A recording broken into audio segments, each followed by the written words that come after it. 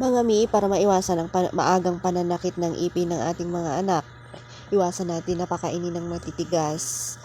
Kaya ng candy kasi, pinipilit nilang i-crack.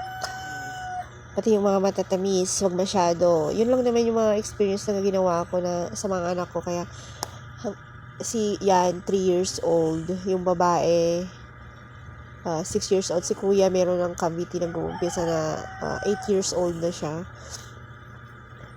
And then, pinagtututbrush ko na siya ng nung 3 years old, ganon. Iwasan lang pakainin ng mga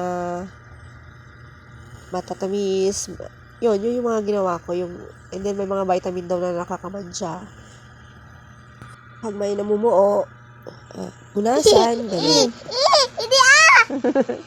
Ay, ganda ng ipin. Taas, wala pa.